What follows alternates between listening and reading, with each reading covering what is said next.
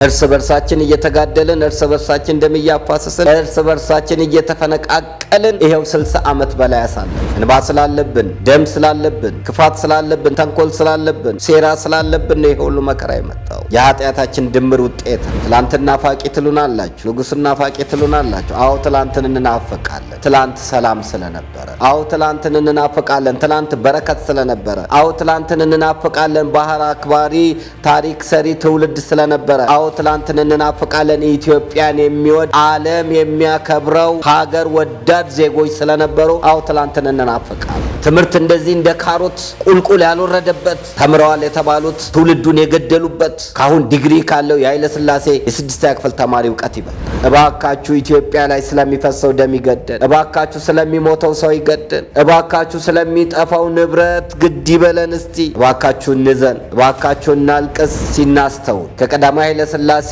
ስልጣን መውረድ ሞት በኋላ ኢትዮጵያ ምን አይነት ሰላም ነው ያገኘችው? ዛሬ ጦርነቱ ይካሄዳል፣ ህዝብ ያልቃል፣ ንብረቱ ይወድማል። ነገ ደግሞ ድርድር ተብሎ ይደራደራሉ፣ ውስኪ ይራጫሉ፣ ጮማ ይቆርጣሉ፣ ጠጅ ይጨልጣሉ። የቤተ ክርስቲያን ተምሳሌት አርያ የሆኑት አባት፣ ዘረኝነት የሌለባቸው አባት፣ ሆዴ ሙላ ደረቴ ይቅላ ያላሉ አባት፣ መትረየስን ያልፈሩ አባት፣ እንደ አንድ ልብ መካሪ እንደ አንድ አንደበት ተናጋሪ እንድንሆን የቀደመችዋን የኢትዮጵያ ፍቅርን እንዲሰጠን፣ የቀደመችዋን የኢትዮጵያን ክብር እንዲሰጠን፣ የቀደመችዋን የኢትዮጵያን ማንነት እሴት ወግ ባህል እንዲሰጠን ወደ እግዚአብሔር ፊታችንን እንመልስ። አንድ ዘለላ እንባና እንባ።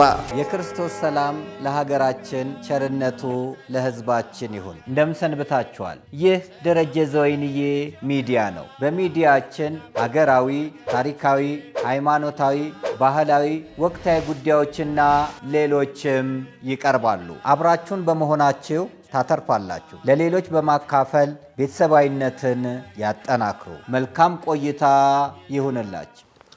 በስመ አብ ወወልድ ወመንፈስ ቅዱስ አሃዱ አምላክ አሜን።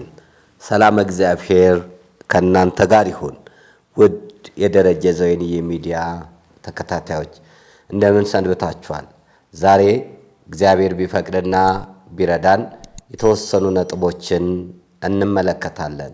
በቅድሚያ የምንመለከተው በዕለተ ቅዳሜ 100ኛ ዓመቱን ያከበረውን የኩባ ፕሬዝዳንት የነበረውን ፊደል ካስትሮ ሩዝ የነበረውን ስነ ስርዓት የምናይ ይሆናል። ሚዲያችን በአምባሳደሯ አማካይነት ተጋብዞ በቦታው ላይ ከዚህን በፊት ፊደል ካስትሮ ሩዝ ከኢትዮጵያ ጋር ያላቸው የኩባና የኢትዮጵያ ግንኙነት ቀላል ያልሆነ እንደዚሁም ደግሞ ወደ ጥቁር አንበሳ ላይ የወዳጅነት ስፍራ መታሰቢያ ቦታ የተሰጣቸው በርካታ ኢትዮጵያውያን ወደ ኩባ በመሄድ በተለይ በሕክምናው ዘርፍ ትልቅ ትምህርትን የተማሩ ወደ ኢትዮጵያን በመምጣት የኩባ ዶክተሮች ሰፊ የሕክምና አገልግሎት እየሰጡ እጅግ ታላላቅ ስራን የተሰራበት ወዳጅነቱ የበረታበት ሀገር ነው። ፊደል ካስትሮ ሩዝ ኩባን ለውጥ ለማምጣት ያደረገው ጥረት ያደረገው አቋም እጅግ በጣም የሚያስገርም ነው። በሀገራችን በተለይ ከኮሎኔል መንግስቱ ኃይለማርያም ጋር የነበራቸው ቁርኝነትና ጉብኝት ደስ የሚያሰኝ ነበር። እስኪ ተመልክተን እንመለስ። Ha invertido e invierte hoy en inteligencia humana.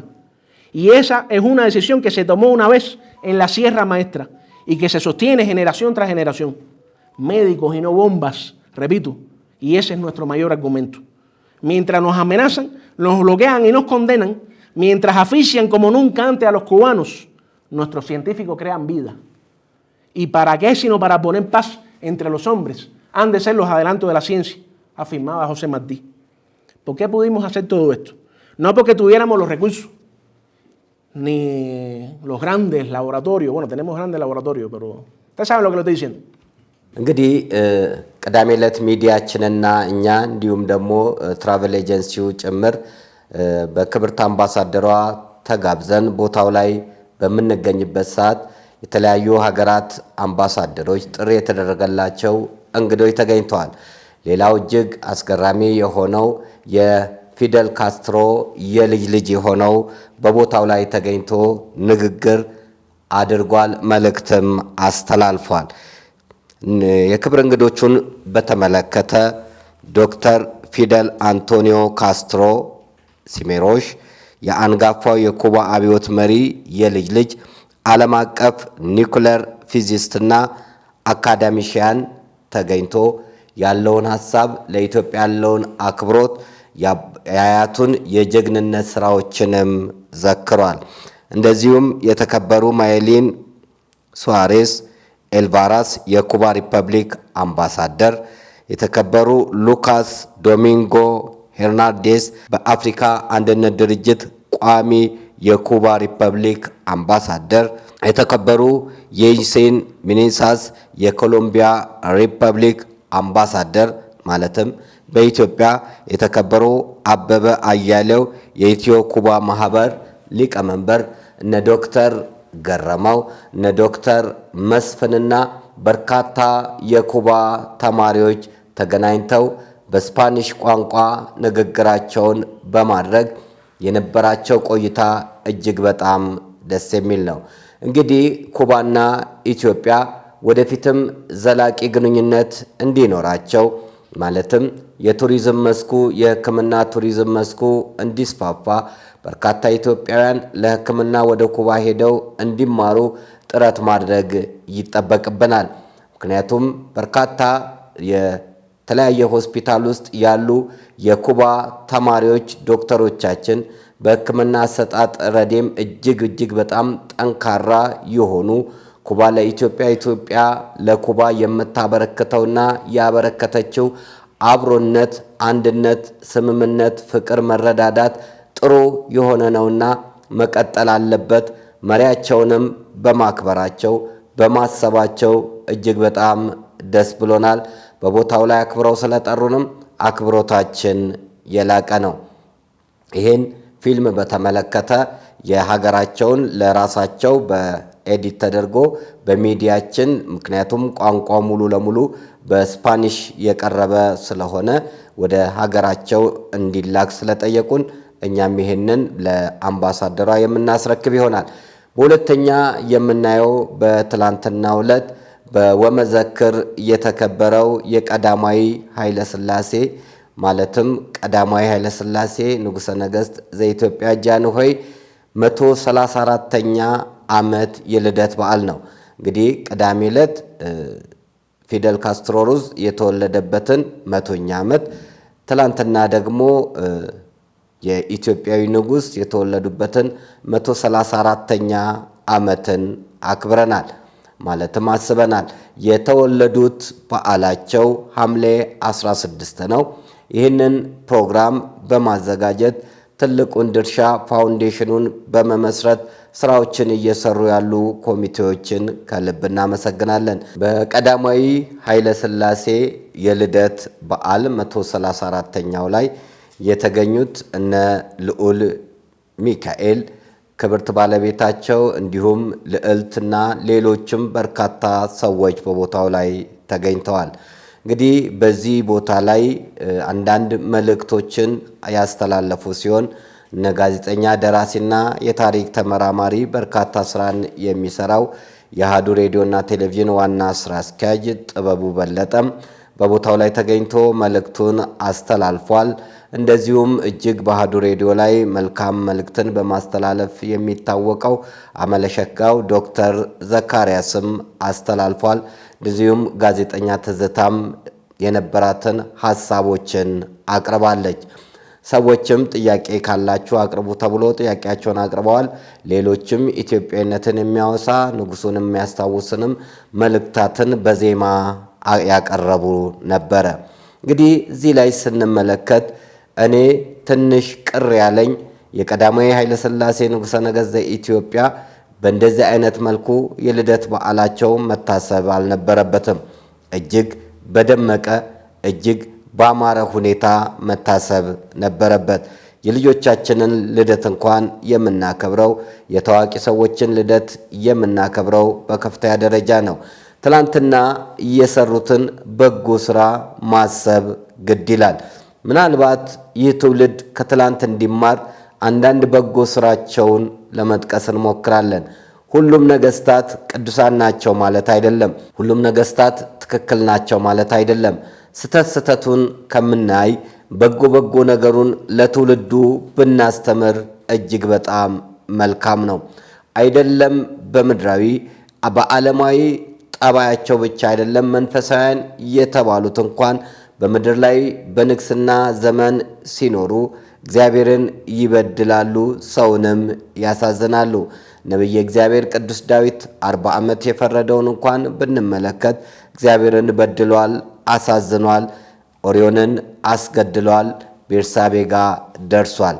እግዚአብሔር ግን ይቅር ብሎታል። ስለዚህ የዳዊትን በጎ ነገርን እንመለከታለን። ጠቢቡ ሰለሞንንም እንደዚሁ፣ ካህኑ ኤሊንም እንደዚሁ እናያለን። በሀገራችን ስንመጣ ክፉ ነገሮችን ብቻ እየለቀምን በጎ ስራቸውን የምናዳክም፣ መልካም ስራቸው ለትውልድ ተምሳሌት ቅርስ የሆነውን ስራቸውን እንዲጠፋ የምናደርግ እጅግ በተሳሳተ አካሄድ በተሳሳተ መንገድ የምንሄድ ብዙዎች አለንና ከዚህ እኩይ ተግባር ልንታረም ይገባል። እስቲ በኔ በትንሽ ዕውቀቴ ቀዳማዊ ኃይለ ሥላሴ ለኢትዮጵያ ምን ሰሩ የሚለውን እንመልከት። በእውነት መጽሐፍ አይበቃውም የእሳቸው በጎ ስራን ብንመለከት። እስቲ ባህር ኃይልን ያቋቋመ ማን ነው? ቀዳማዊ ኃይለ ሥላሴ አይደሉምን? ባህር ኃይልን በማቋቋም ትልቅ ስራ ለኢትዮጵያ እንዲሰራ ያደረጉ፣ አየር ኃይልን በማቋቋም ለኢትዮጵያ ትልቅ ስራ እንዲሰራ ያደረጉ እሳቸው አይደሉምን? አየር ኃይላችን የምንኮራበት የምንመካበት ማን ነው የመሰረተው? እንደዚሁም ትልቁና ግዙፉ የኢትዮጵያ ኩራት የሆነው የኢትዮጵያ አየር መንገድን እኮ ያቋቋሙት ቀዳማዊ ኃይለ ሥላሴ ናቸው። በትምህርት ደረጃ ብንሄድ ትምህርት እንዲደረጅ በማድረግ ዩኒቨርሲቲን ያቋቋሙት ዛሬ 6 ኪሎ ያለው የአዲስ አበባ ዩኒቨርሲቲ ቦታነቱ የራሳቸው ሆኖ ሳለ ለዩኒቨርሲቲ የሰጡት ትምህርት እንዲስፋፋ ያደረጉት ስኮላር እንዲኖር ያደረጉት የሰው ልጅ መማር አለበት፣ መለወጥ አለበት፣ ሀገር መቀየር የሚችለው በትምህርት ነው በማለት ትልቅ ስራን የሰሩት ቀዳማዊ ኃይለ ሥላሴ ናቸው። በስነ ህንፃውም ብንሄድ የዓለም ሎሬት አፈወርቅ ተክሌን ሰዓሊ እንዲሆን ውጭ ሀገር ልከው ያስተማሩ፣ ሀገርህን እንዳትከዳ፣ ሀገርህ ከሁሉ በላይ ናት፣ እኔ የምፈልገው ወደ ሀገር ተመልሰ በጎ ስራ እንድትሰራ ነው ብለው ለዚህ ለዓለም ሎሬትነት ያበቁት ቀዳማዊ ኃይለ ሥላሴ ናቸው። በሩጫው ዓለምም ብንመለከት ነዋሚ ቢራቱ ታላቁ የኢትዮጵያ ኮከብ ሯጭ አበበ ቢቂላን ያፈሩት እኮ ቀዳማዊ ኃይለ ሥላሴ ናቸው። በስፖርቱ ረድፍ ብንሄድ እግር ኳስን ብንመለከት እነ ይድነቃቸው ተሰማ፣ በነገራችን ላይ የአፍሪካን ዋንጫ የመሰረተች ኢትዮጵያ ዋንጫ እንድትበላም ትልቁን ስራ ትልቁን ዋጋ እንዲከፈል ያደረጉ ቀዳማዊ ኃይለ ሥላሴ ናቸው። በየትኛው መስክ ነው እሳቸው ያልተሰማሩበት? በሁሉም ላይ በጦርነቱ ብንሄድ ጣሊያን በወረራ በመጣበት ሰዓት 5 ዓመት ኢትዮጵያን ባስጨነቀበት ሰዓት ወደ እንግሊዝ በመሄድ የተባበሩት መንግስታት ጋር በመጮህ እነሱ በፉጨት የእሳቸውን መልካም ሐሳብ እንዳይሰማ ለማድረግ በሚጥሩበት ሰዓት አጠገባቸው የቆመችው ሜክሲኮ ሀገር ብቻ ነበረች። ቀዳማዊ ኃይለ ሥላሴ በዲፕሎማሲ ጥሩ ስለነበሩ ዋጋ ከፍለው የኢትዮጵያ ጀግኖች ያለ መሪያቸው ውጭ ሀገር ሆኖ ተደራጅተው ተጠናክረው የቤተ ክርስቲያን ተምሳሌት አርያ የሆኑት አባት፣ ዘረኝነት የሌለባቸው አባት፣ ሆዴ ሙላ ደረቴ ይቅላ ያላሉ አባት፣ መትረየስን ያልፈሩ አባት፣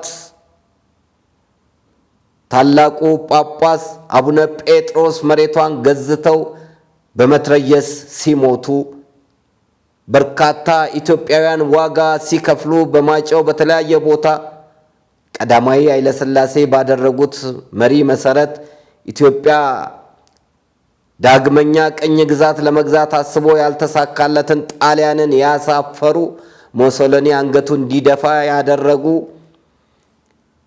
ጥቁሮች ማሸነፍ እንደሚችሉ በድጋሚ ያረጋገጡ ቀዳማዊ ኃይለ ሥላሴ ናቸው። ይህም ብቻ አይደለም የእሳቸው ስራ። በተለይ ለፓን አፍሪካኒዝም መመስረት ትልቅ ድርሻ ያላቸው የተባበሩት መንግስታት ላይ ተጽዕኖ ፈጣሪ የነበሩ፣ ማንዴላን አሰልጥነው ኢትዮጵያዊ ፓስፖርት የሰጡ፣ ለነ ጆሞ ኬንያታ ትልቅ አርአያ የሆኑ ቀዳማዊ ኃይለ ሥላሴ ናቸው። ወደ አሜሪካን ሀገር ሲሄዱ በክብር የተቀበሏቸው እንግሊዞች ወደ ኢትዮጵያ አንድም እሳቸው ወደዛ ሲሄዱ በክብር የሚቀበሏቸው የኢትዮጵያ ገንዘብ ዶላር የነበረ በቀዳማዊ ኃይለ ሥላሴ ጊዜ ነው።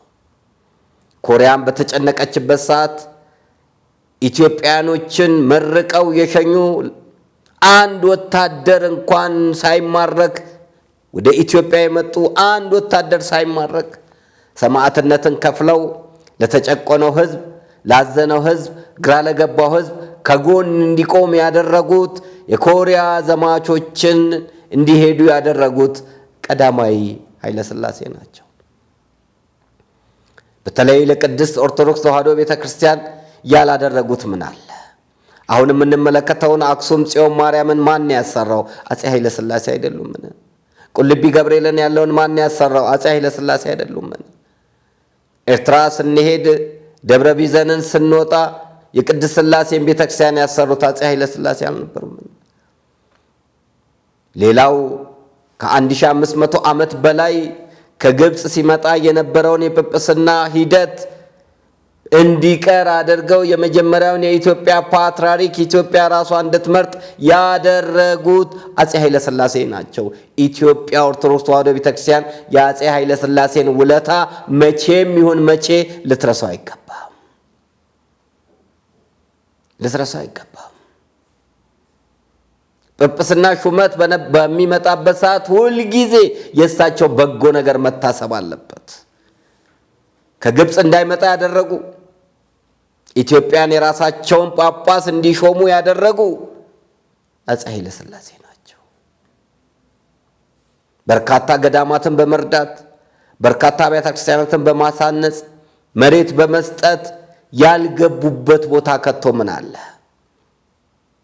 ባለቤታቸው እቴጌ መነን ንግሥት ዘውዲቱን አስፈቅዳ ወደ ቅድስት ሀገር ኢየሩሳሌም ስትሄዱ ዮርዳኖስ ላይ የቅድስት ሥላሴ ቤተ ክርስቲያንን ያሰሩት እኮ የንጉሱ ባለቤት ናቸው። በመንፈሳዊ ተጋድሏቸው ትልቅ ነገር ያደረጉ፣ እኔ ያደግኩበት ደብረ ሰላም ቅዱስ እስጢፋኖስ ቤተ ክርስቲያንን ያሰሩት ቀዳማዊ ኃይለ ሥላሴ ናቸው። ንግሥት ዘውዲቱ ጀምረውት የነበረውን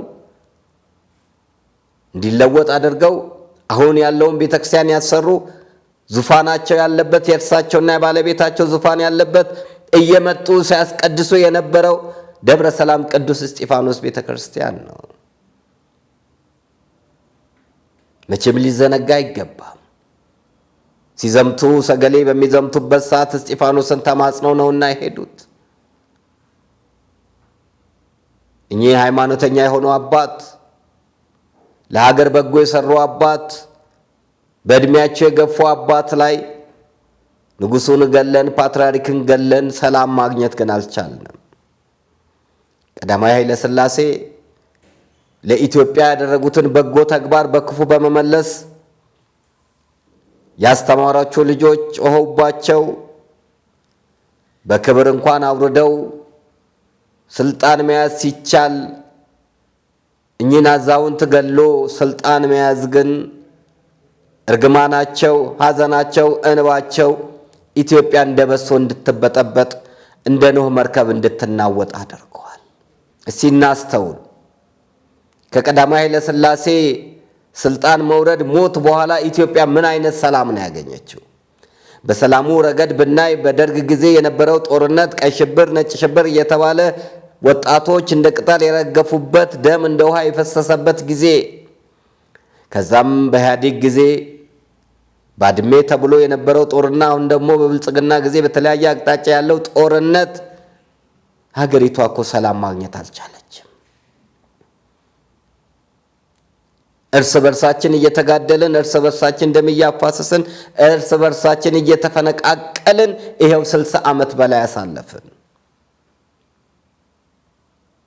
እንባ ስላለብን፣ ደም ስላለብን፣ ክፋት ስላለብን፣ ተንኮል ስላለብን፣ ሴራ ስላለብን ነው ይሄ ሁሉ መከራ የመጣው። የኃጢአታችን ድምር ውጤት ነው። በኑሮውም ብንመለከት በቀዳማዊ ኃይለ ሥላሴ ጊዜ የነበረው ኑሮና አሁን ያለው ኑሮ ብናይ በየጊዜው እየጨመረ መኖር እያቃተን በእግዚአብሔር በቸርነቱ በተአምራቱ እያዳነን በቸርነቱ በመግቦቱ እየጠበቀን እያበላን ነው እንጂ ባለው የኑሮ ሁኔታ ኢትዮጵያ ውስጥ መኖር ይቻላልን? የቤት ኪራዩ ይቻላል፣ ሕክምናው ይቻላል፣ ትራንስፖርቱ ይቻላል። ምንም ይቻል ነገር አለ? የትላንትና ገንዘባችን በቀዳማዊ ኃይለ ሥላሴ ጊዜ ዶላር ሆኖ የተከበረና ያስከበረ ከዛ በኋላ ገንዘባችን በማዳበሪያ በጆንያ ይዘን መሄድ እኮ ነው የቀረን። ከሌሎች ሀገራት እየወደቀ በፍጥነት እየተንከባለለ ያለ የኛ ገንዘብ ነው። በስፖርቱ ረገድ ብንሄድ፣ በሁሉ ነገር ብንሄድ፣ ኳስ ጨዋታን ብንመለከት ዋንጫ እንደናፈቀን ዋንጫ እንደጓጓን እንገኛለን። በአንድ ነገር እንኳን የተሻለ ነገር ሰርተናል ወይ? ቀዳማዊ ኃይለ ሥላሴ ህንፃዎችን በመገንባት ትምህርትን በማስፋፋት ጤናን በመጠበቅ ሃይማኖትን በመጠበቅ በርካታ በጎ ስራን በመስራት ትውልዱ ዘመናዊ እንዲሆን በማድረግ ትውልዱን ስኮላር በመላክ ውጭ ወጥተው የሚቀሩ ሳይሆን ወደ ሀገራቸው እንዲመለሱ በማድረግ በርካታ ስራ እንዲሰራ አድርገዋል። ለምን የእሳቸውን በጎ ነገር መናገር አልፈለግንም? ታሪክ እኮ ነው። ታሪክ ደግሞ እውነት ነው። እውነት ጥሩንም መጥፎንም ይከትባል። አልተሳሳቱም፣ ጻድቅ ናቸው አላልንም። ጻድቅ ተብለው እንኳን በመጽሐፍ ቅዱስ ላይ የሚጠሩት ኃጢአትን አልሰሩም አትልም ቤተክርስቲያን። ከኃጢአት ነፃ፣ ከበደል ነፃ፣ ከክፋት ነፃ፣ ከተንኮል ነፃ የሆነችው እናታችን እመቤታችን ቅድስት ድንግል ወላዲተ አምላክ ናት። በሐሳብም በስጋም ድንግል፣ ብቸኛ ፍጥረት ድንግል ወላዲተ አምላክ ናት። ሌሎቹ እግዚአብሔርን ይበድላሉ። በስጋ ባይበድሉ በሐሳባቸው ይበድላሉ። በስጋ ድንግል ቢሆኑ በሐሳባቸው ድንግል አይሆኑም። እናታችን እመቤታችን ቅድስት ድንግል ወላዲተ አምላክ ግን አምላክ የመረጣት፣ አምላክ ያደረባት፣ አምላክ የጠበቃት ስለሆነ በሐሳብም በስጋም ድንግል ናት። ፍጽምት ልዕልት ናት። እኚህን ታላቅ ንጉሥ 44 ዓመት ኢትዮጵያን የመሩትን ንጉሥ የኢትዮጵያ የመጨረሻው ንጉሥ ከንጉሥ ሰብታ ጀምሮ ለ5000 ዓመት በንግስና ስትመራ የነበረችው ኢትዮጵያ የማጠናቀቂያዊ ታሪካዊ ንጉሥ ቀዳማዊ ኃይለ ሥላሴ ልናከብራቸው ይገባል። ትላንትና ናፋቂ ትሉናላችሁ፣ ንጉሥና ናፋቂ ትሉናላችሁ። አዎ ትላንትን እንናፈቃለን። ትላንት ሰላም ስለነበረ። አዎ ትላንትን እንናፈቃለን። ትላንት በረከት ስለነበረ። አዎ ትላንትን እንናፈቃለን። ባህር አክባሪ ታሪክ ሰሪ ትውልድ ስለነበረ። አዎ ትላንትን እንናፈቃለን። ኢትዮጵያን የሚወድ ዓለም የሚያከብረው ሀገር ወዳድ ዜጎች ስለነበሩ አዎ ትላንትን እንናፈቃለን። ለማኝ አልነበርንም። የጦርነት ተምሳሌት አልነበርንም። የእርዳታ ማከማቻዎች አልነበርንም። ለሌላ የምንተርፍ ነበርን። የዳቦ ቅርጫት ነበርን። እህል አይደለም ሰው ለሌሎቹ የምንሰጥ ነበርን። የምናሰለጥን ነበርን። የምንፈራ የምንከበር ነበርን። በሁሉ መስክ ቀዳማዊ ነበርን። ስለዚያው ትላንት እንናፈቃለን።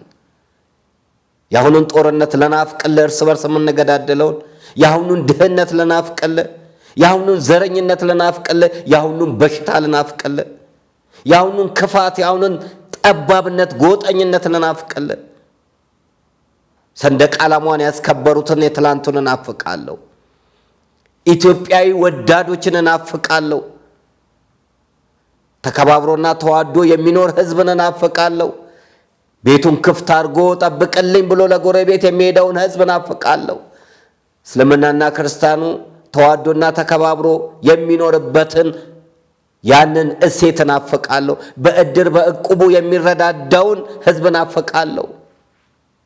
ጎረቤት የጎረቤቱን ልጅ የሚቀጣውን እናፍቃለሁ። አሁን እናፍቃለሁ። በህብረት የምንጫወትበትን ውሃ ተራጭተን ጭቃ አብኩተን አቧራ ቦኖብን ቤተሰቦቻችን አጥበውን አብልተውን አስተኝተውን ለወላጆቻችን የሚያስረክቡበትን ቀን አዎ ያንን ቀን እናፍቃለሁ። ትምህርት እንደዚህ እንደ ካሮት ቁልቁል ያልወረደበት ተምረዋል የተባሉት ትውልዱን የገደሉበት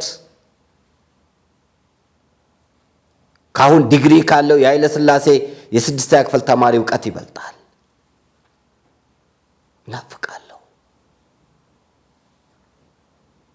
ዩኒቨርሲቲ አበዛን፣ ዶክተር ፕሮፌሰር አበዛን፣ ግን ሀገሪቷን አልለወጥንም። ያ ገበሬው ግን ሳይማር ኢትዮጵያን የለወጠውን እናፍቃለሁ። ሳይማር ያስተማረውን ሳያቅ ያሳወቀውን በባዶ እግሩ ሄዶ ለልጁ ሸራ ጫማ ገዝቶ ያስተማረውን ገበሬ እናፍቃለሁ።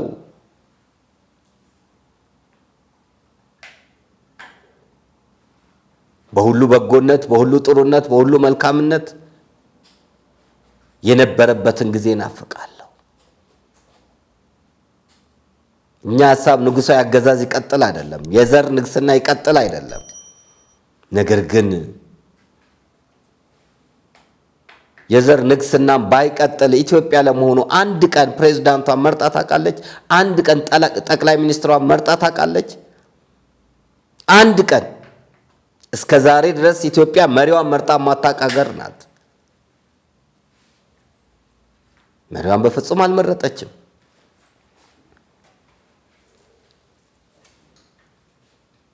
እንደ አሜሪካን በፕሬዝዳንትነትን ሰው የፈለገውን መምረጥ የሚችልበት እድል ቢኖር ጥሩ ነው።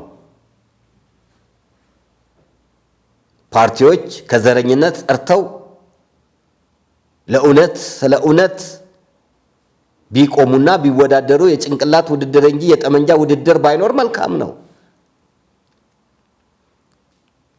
አያቶቻችን ቅድመ አያቶቻችን በኢትዮጵያዊነት የከፈሉት ዋጋ አልንበረከክ ያሉ እኛ አውሮፕላን ሳይበርብን ቦምብ ሳይወረወርብን ጠላት ሳይወረን በቀኝ ግዛት ስንገዛ እነሱ ግን ያ ሁሉ መከራ መጥቶ ከአንድም ሁለት ጊዜ አይደለም በርካታ ቱርኮች፣ ማህዲስቶች፣ ግብጾች፣ እንግሊዞች፣ ጣሊያኖች ሲመጡ ያልተንበረከኩ አባቶቻችን ያ ይናፍቃል። የጀግንነት ህይወታቸው ይናፍቃል።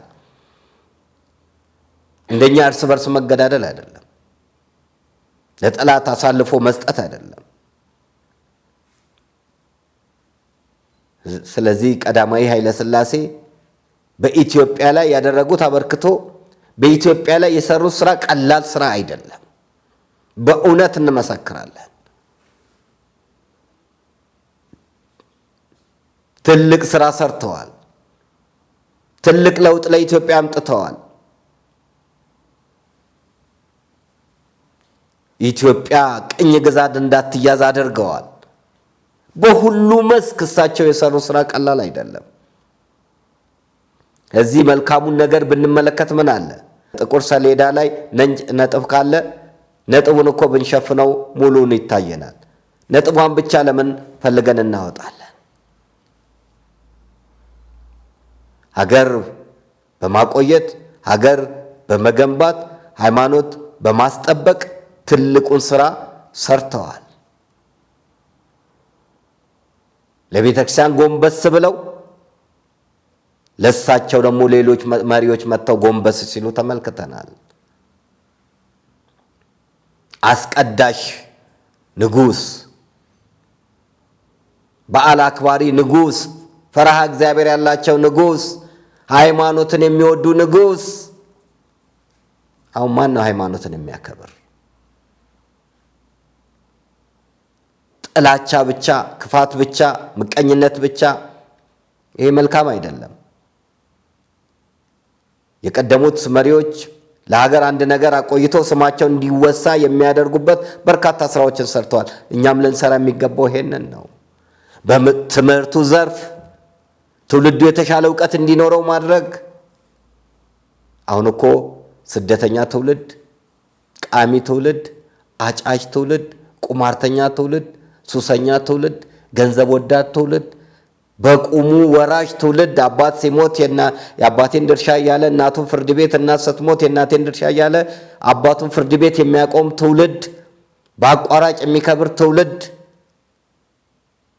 ፈሪ ትውልድ፣ ጥንካሬ የሌለው ልምሾ የሆነ ትውልድ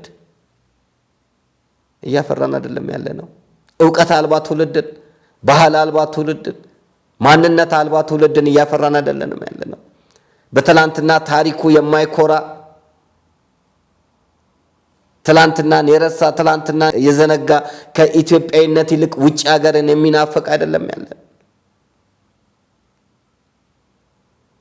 የቀደሙት አባቶቻችን ግን ታሪክ የማይዘነጋውን ስራ ሰርተዋል። የአክሱም ጽዮን ሐውልትን ማን ሊተካው? አይፈል ታወር ይተካዋል? የፈረንሳዩ አይፈል ታወር ከቶ ሊወዳደርስ ይችላል? የቅዱስ ላሊበላን ህንፃ ውሃ ልኩ ትክክል የሆነ በዓለም ላይ ያሉት ሰዎች ከቶ እሱን የሚያክል ስራ ሊሰሩ ይችላሉን? በፍጹም አይችሉም። በፍጹም የቅዱስ ላሊበላን ርቀት፣ የይምርሃነ ክርስቶስን ርቀት፣ በርካታ የኪነ ህንፃ ርቀትን ዓለም ላይ ያስደመመችው ኢትዮጵያ ማን ሊደርስባት ይችላል? ዛሬ አንዳንዶች ቅዱስ ያሬድን እንደ ተራ ቄስ ሊቆጥሩ ይችላሉ። ቅዱስ ያሬድ ግን ዜመኛው ቅዱስ ያሬድ፣ ፈላስፋው ቅዱስ ያሬድ፣ ደራሲው ቅዱስ ያሬድ፣ ስውሩ ቅዱስ ያሬድ በርካታ ስራን የሰራ ዜማን ከነ ምልክቱ ያቆየ ቅዱስ ያሬድን ሊተካ የሚችል በኢትዮጵያ አይደለም በዓለም ላይ አለን? ዛሬ በዓለም ላይ አንድ ጊዜ ቅዳሴው ሲካሄድ የሚደረገው ዜማ የማን ነው? የቅዱስ ያሬድ እኮ ነው። አንቀጸ ብርሃን የማን ነው? የቅዱስ ያሬድ እኮ ነው። ማህሌቱ የማን ነው? የቅዱስ ያሬድ እኮ ነው። ሰው ሲሞት ሲፈታ መዋሲቱ የማን ነው? የቅዱስ ያሬድ እኮ ነው። ወቅቱ የማን ነው? የቅዱስ ያሬድ እኮ ነው። እያንዳንዳቸው ስያሜዎች የማን ናቸው? የቅዱስ ያሬድ እኮ ነው። እንደ ቅዱስ ያሬድ ሰው አሁን በዓለም ላይ ማግኘት እንችላለን?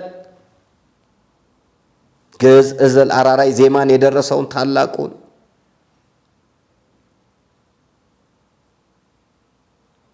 ቅዱስ የሆነ ካህን የሆነ ውዳሴ የማይፈልግ አፄ ገብረ መስቀል በጦር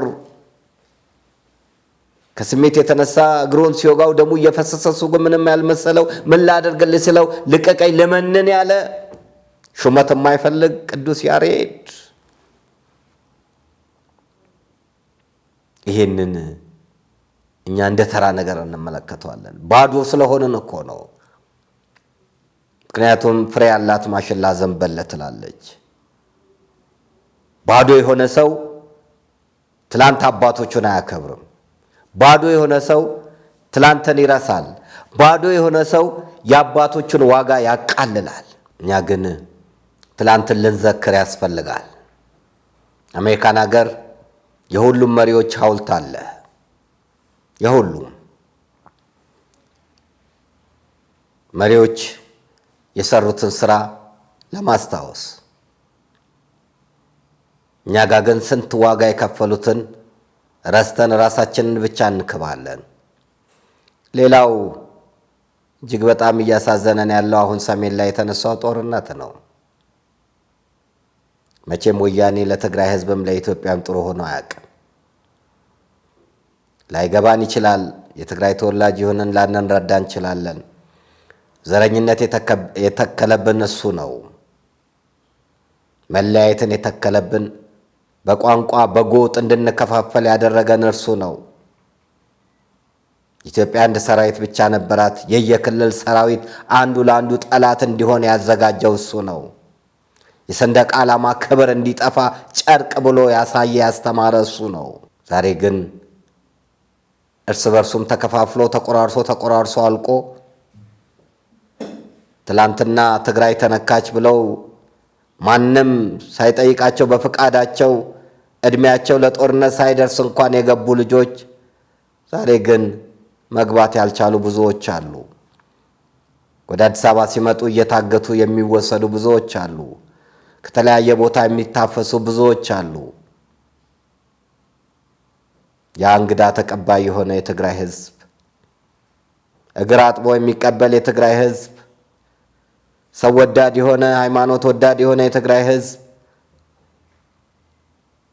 የሊቃውንት መፍለቂያ የቅዱሳኖች መናኸሪያ የሆነው የትግራይ ህዝብ ጦርነት በየጊዜው መሆኑ በጣም ያሳዝናል።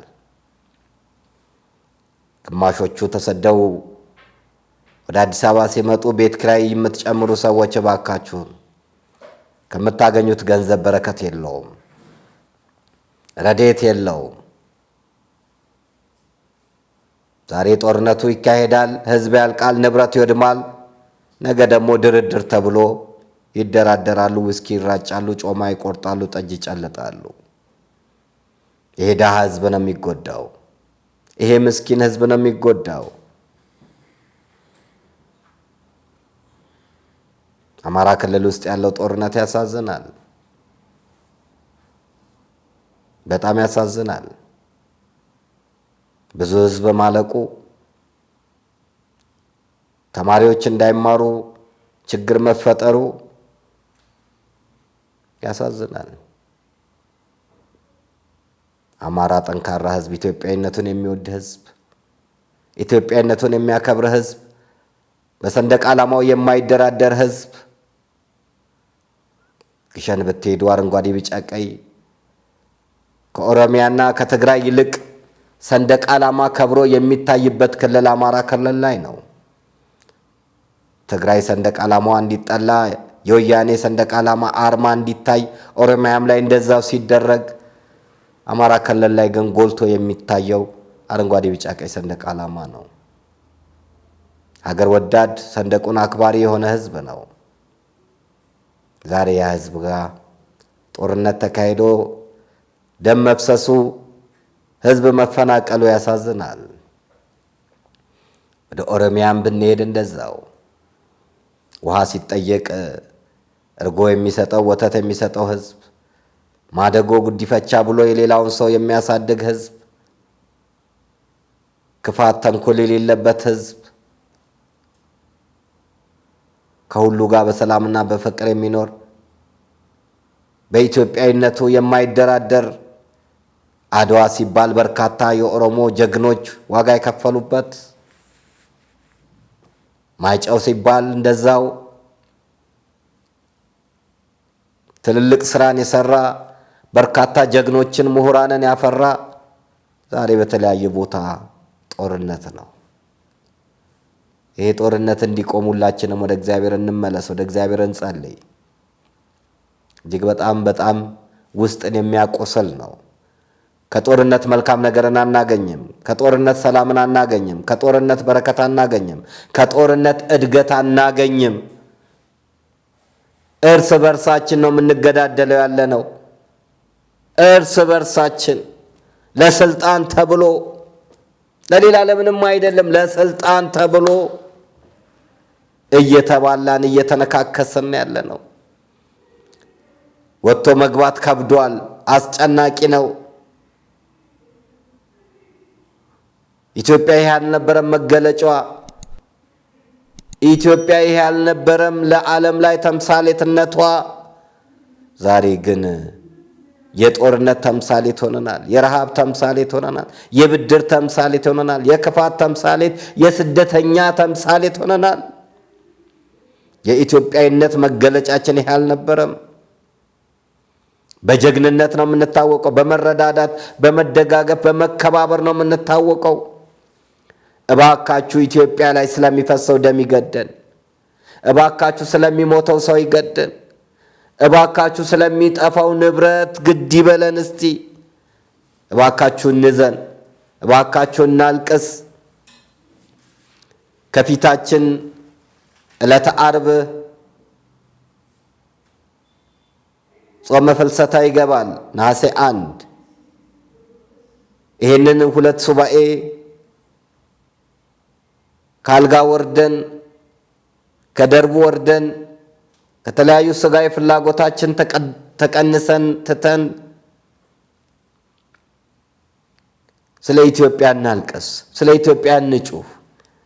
የኢትዮጵያ መልሷ እግዚአብሔር ስለሆነ፣ የኢትዮጵያ መልሷ መብርሃን ስለሆነች፣ የኢትዮጵያ መልሷ ቅዱሳን ስለሆኑ እግዚአብሔር ጣልቃ እንዲገባ በማይክሮ ሰከንድ ውስጥ ለውጥ ማምጣት የሚችል አምላክ ነውና ጌታ እግዚአብሔር ሆይ እባክህ ስለ ድንግል ማርያም ብለህ ኢትዮጵያን አስባት።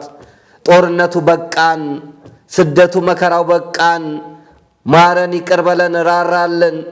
የሕፃናት እልቂት፣ የአሮጊቶች፣ የአዛውንቶች፣ የአባቶች መከራ፣ ስቃይ፣ እንባ በቃን እንበለው። የወጣቱ እንደ ቅጠል መርገፍ በቃን እንበለው። የኑሮ ውድነቱ በቃን እንበለው። ያለ መግባባቱ ቋንቋችን ባቢሎን መሆኑ በቃን እንበለው። ኢትዮጵያን ወደ ቀደመ ክብሯ መልሳት። ጌታ ሆይ ሁሉም ማድረግ ትችላለህና የሚሳን ነገር የለምና የሚከለክልህ ኃይል የለምና እባክህ ኢትዮጵያን አስባት ብለን እንጸልይ። ለጸሎት እግዚአብሔር ፊት ስንቆም ኢትዮጵያን እናስቀድማት፣ ሰላሟን እንዲያሰፍንላት፣ ጦርነትን እንዲያቆምልን፣ መለያየትን መከፋፈልን እንዲያቆምልን፣ መገዳደልን መፈነቃቀልን እንዲያቆምልን፣ እንደ አንድ ልብ መካሪ እንደ አንድ አንደበት ተናጋሪ እንድንሆን የቀደመቿን የኢትዮጵያ ፍቅርን እንዲሰጠን፣ የቀደመቿን የኢትዮጵያን ክብር እንዲሰጠን፣ የቀደመቿን የኢትዮጵያን ማንነት፣ እሴት፣ ወግ፣ ባህል እንዲሰጠን ወደ እግዚአብሔር ፊታችንን እንመልስ። አንድ ዘለላ እንባና እንባ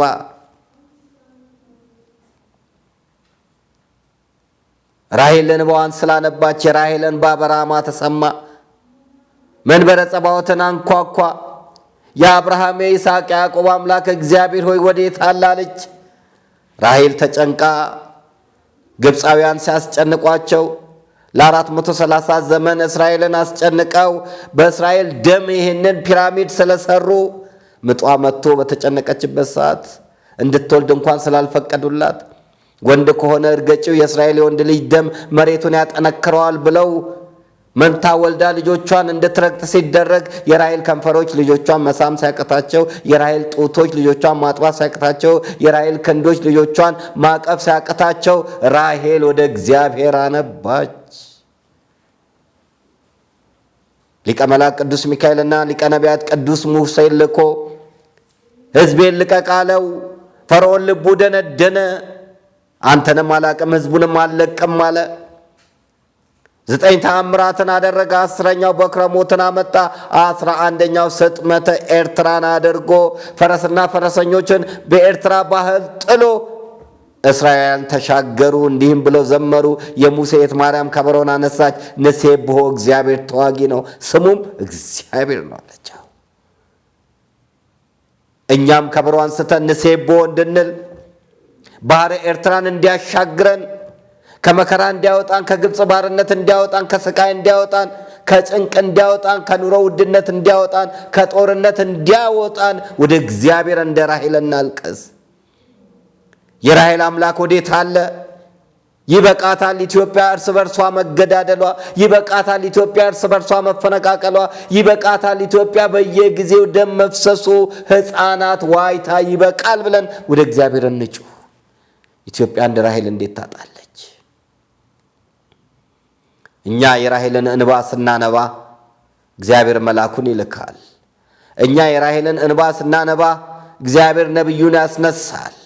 እግዚአብሔር ሰው ያስነሳል። እኛ ስላልተመለስን ነው እንጂ እግዚአብሔር ከፍቶብን አይደለም። እኛ ክፉዎች ስለሆን ነው። እኛ ጨካኞች ስለሆን ነው። ስለዚህ ወደ እግዚአብሔር መመለሱ ለእኛ ትልቅ ነገር ነው። አሁን ያለው ነገር እጅግ በጣም ክፉ የሆነ ነው። እጅግ መልካም ያልሆነ እጅግ ዘግናኝ የሆነ ነገር ነው። የጦርነት ጥሩ የለውም። ጦርነት ተካሂዶ መጨረሻ ላይ ድርድር ነው። ድርድር። ሁሉም የያዘውን ይዞ ይፎክራል። ድሃው ያልቃል፣ ወጣቱ እንደ ቅጠል ይረግፋል፣ ንብረት ይወድማል፣ ሀገር ይጠፋል፣ ገዳማት ይጎዳሉ፣ ቅርስ ይዘረፋል። ከዛ በኋላ ድርድር ይባላል። ጣልቃ የውጭ ሰዎች ይገባሉ።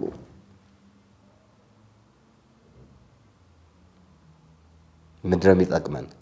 ከጦርነት ምንድን ነው የምናተርፈው? እንዲህ አይነቱን ነገር ሊስተካከል ይገባል። በእውነት እጅግ በጣም ልብን የሚሰብር አንጀትን የሚያቆስል ድርጊት ነው ኢትዮጵያ ውስጥ እየተደረገ ያለው።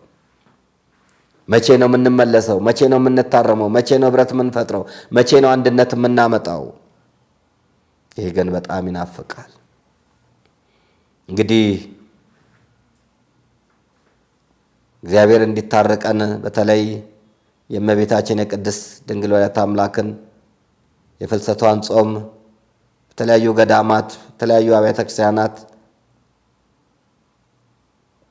ጸሎት በማድረግ ሰዓታት በመቆም ቅዳሴ በማስቀደስ ምህላ በማድረስ ኪዳን በማድረስ የተዘጋጃችሁ ውድ ኢትዮጵያውያን በሀገር ውስጥም በውጭውም ዓለም ያላችሁ ብንችል ካልጋ ወርደን ያለን ለሌላው ለተቸገረው በመስጠት በጎ ስራን እንድንሰራ በጎ ነገር እንድናደርግ አደራላችኋለሁ። ኢትዮጵያን እግዚአብሔር እንዲያስባት ቅድሚያ ለኢትዮጵያ ለሀገራችን እንስጥ። እንደ ሚዲያችን ነሐሴ ላይ ልንሰራ ያሰብነውን ሐሳብ በሚቀጥለው እንገልጽላችኋለን። በየወሩ ከመስከረም ጀምሮ አንዳንድ ስራዎችን እንሰራለን ብለን ባለፈው ቦርዱና የቢሮ ሰራተኞች በጋራ በተደረገው ውይይት ስምምነት ላይ ተደረሰ ሲሆን በአመት ውስጥ 12 ፕሮጀክቶችን አስበናል። የመስከረም ሐሳባችን ደጋን ቅዱስ ጊዮርጊስ ያሉትን ጥቂት ክርስቲያኖችን በመከራ ውስጥ በችግር ውስጥ በስቃይ ውስጥ እያለፉ ያሉትን ማገዝ ይሆናል። ዝርዝሩን የምንመጣበት ይሆናል። ስለዚህ ነሐሴ ውስጥ በምናደርገው በጎ ስራ ሁላችንም ተባብረን የሚቀርብልንን ጥያቄ በመመለስ አዲሱን ዓመት ደቡብ ወሎ ላይ የሚገኘው የደጋን ቅዱስ ጊዮርጊስ ቤተክርስቲያን ጥቂት አማኞች ጋር አብሮ ለማሳለፍ አስበናልና ከጎናችን እንደምትሆኑ ተስፋ አለን። እንግዲህ 12ቱም ፕሮጀክቶች ምን እንደሚመስሉ በሚቀጥለው መርሃ ግብራችን እናሳውቃችኋለን። እግዚአብሔር የፈቀደላችሁ እግዚአብሔር የወደዳችሁ ሰዎች እግዚአብሔር የመረጣችሁ ሰዎች እግዚአብሔር ካልፈቀደ በጎ ነገር መስራት አይቻልምና እስር ቤት ሐሳብ አለን። ደም መስጠት መለገስ ሐሳብ አለን። የሰብአዊነት ሥራ ለመስራት ሐሳብ አለን። ገዳማትን ለመርዳት ሐሳብ አለን። የአብነት ትምህርት ቤቶችን ለመርዳት ሐሳብ አለን። ለመለመን ያፈሩ በርካታ በቤት ውስጥ የተቀመጡትን ሰዎችን ማሰብ፣ ነዳያንን ማሰብ፣ ሌሎችን በርካታ ስራዎች 12 ፕሮጀክቶችን በየወሩ በማድረግ ከአንድ ወር በፊት ለህዝቡ በመግለጽ የሚቻለውን ሁሉ አስተዋጽኦ እንዲያደርግ ለመንቀሳቀስ ፕሮጀክቶችን ነድፈን ተዘጋጅተናልና አክሽን ፕላን አለው። በድርጊት መርሃ ግብሩ መሰረት የሚካሄድ ይሆናል።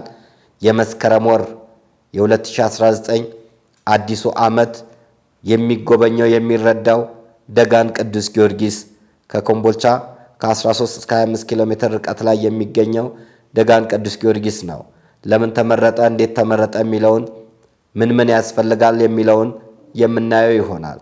ቀጥሎም ጥቅምት ላይ እንደዚሁ ህዳር እያለን ሙሉውን አንዳንድ ወር አንዳንድ በጎ ስራ ልንሰራ ቆርጠን ተነስተናል።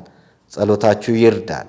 ይህ በጎ ዓላማ እንዲሳካ፣ ይህ ቀን ዓላማ እንዲሳካ ነገ ሟቾች ስለሆነን ነገ ነዋሪዎች ስላልሆነን ትንሽ ነገር ለሀገራችን ትንሽ ነገር ለቤተ ክርስቲያናችን ልንሰራ ስለሚገባ ይህ ሚዲያ ደግሞ ሰብአዊነትንም ሃይማኖትንም አስተባብሮ የሚይዝ ነው እንጂ ሃይማኖት ላይ ብቻ የሚሰራ ስላልሆነ የሰብአዊነትንም ስራ መስራት ግድ ስለሚለን እስር ቤቶችን እንጎበኛለን።